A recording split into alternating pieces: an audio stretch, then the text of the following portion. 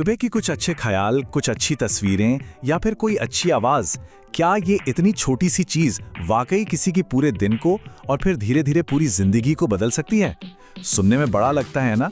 चलिए आज इसी आइडिया के पीछे जो ताकत छिपी है उसे परत दर परत खोलकर देखते हैं। तो सवाल यही है, क्या सच में एक सोच, सिर्फ एक सोच किसी के पूरे दिन का रुख मोड़ सकती है? आज का ये विश्लेषण इसी गहरी फिलॉसफी को समझने की एक कोशिश है। तो आइए इस सफर पर आगे बढ़ते हैं। हम इन 5 पिलर्स को एक एक करके देखेंगे। दिन की शुरुआत, अतीत से छुटकारा, आज की ताकत, मुश्किलों को मौका समझना और आखिर में वो अटूट विश्वास जो सब कुछ मुमकिन बना देता है। ये सिर्फ पॉइंट्स नहीं बल्कि एक मजबूत सोच बनाने की पूरी रेसिपी है। तो सबसे पहले बात करते हैं पहले पिलर की, दिन की शुरुआत। कहते हैं ना, सुबह का 1 घंटा पूरे दिन की दिशा तय कर देता है। ये फिलॉसफी भी यही मानती है कि हर सुबह एक खाली कैनवास की तरह है और उस पर कौन से रंग भरने हैं ये पूरी तरह से हमारे हाथ में है। इस बात में कमाल की पावर है। ये सिर्फ एक अच्छा ख्याल नहीं है, ये तो जैसे अपने ही दिमाग को एक कमांड देना है, एक तरह का ऐलान कि हम बस दिन के शुरू होने का इंतजार नहीं कर रहे बल्कि पूरे जोश और उम्मीद के साथ उसे गले लगा रहे हैं। चलिए अब दूसरे और शायद सबसे मुश्किल पिलर पर आते हैं, अतीत से मुक्ति। सोचिए, क्या कोई भी नई इमारत एक कमजोर नींव पर खड़ी हो सकती है? नहीं ना? तो ये पिलर हमें यही सिखाता है कि आगे बढ़ने के लिए पहले पीछे का बोझ हटाना पड़ता है ताकि आज के लिए एक साफ और मजबूत जमीन तैयार हो। इस एक लाइन में जो सबसे जरूरी शब्द है वो है माफ। माफी को अतीत से आजादी का पहला और सबसे जरूरी कदम माना गया है, क्योंकि जब तक मन में बोझ रहेगा तब तक आगे बढ़ना सच में बहुत मुश्किल हो जाता है। तो मतलब ये फिलॉसफी कहती है कि अतीत से सच्ची आजादी कोई एक तरफा रास्ता नहीं है, इसके 2 हिस्से हैं।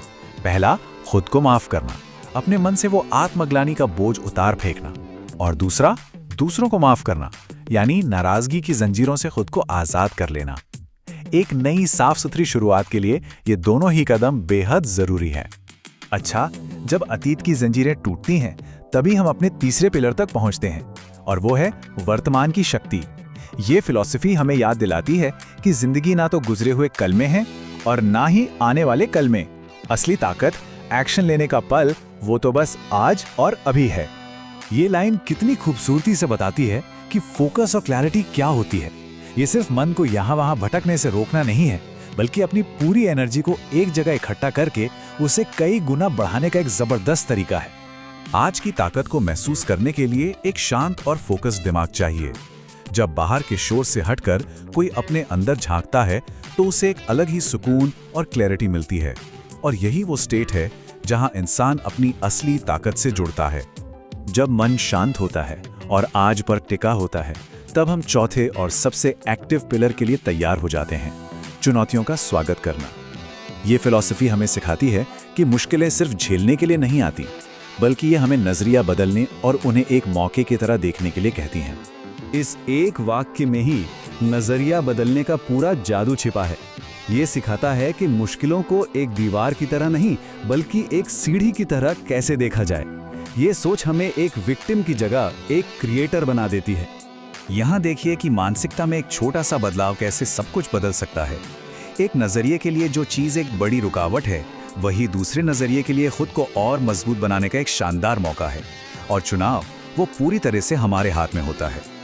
और हाँ, जब हम मुश्किलों को मौकों की तरह देखना सीख जाते हैं तो अपने आप ही इस ब्लूप्रिंट के आखिरी और सबसे मजबूत पिलर तक पहुंच जाते हैं, अटूट विश्वास। ये विश्वास अपनी काबिलियत में है और उस बड़ी शक्ति में है जो हम सबको चला रही है। ये सिर्फ सेल्फ कॉन्फिडेंस नहीं है, उससे कहीं ज्यादा है। ये तो खुद पर विश्वास और यूनिवर्स की शक्तियों के साथ एक गहरे कनेक्शन का ऐलान है। ये इस बात की घोषणा है कि इस सफर में हम अकेले नहीं हैं।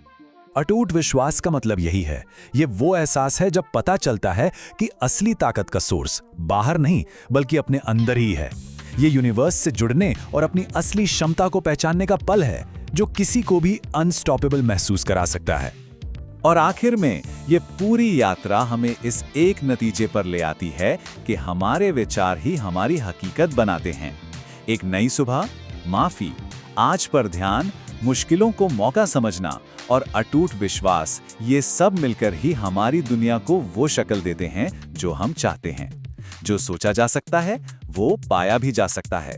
तो ये सवाल अब हमारे सामने है, अगर एक सोच में वाकई इतनी ताकत होती है तो आज की वो सबसे शक्तिशाली सोच आखिर क्या हो सकती है, जो किसी की भी दुनिया को एक नया आकार दे सके।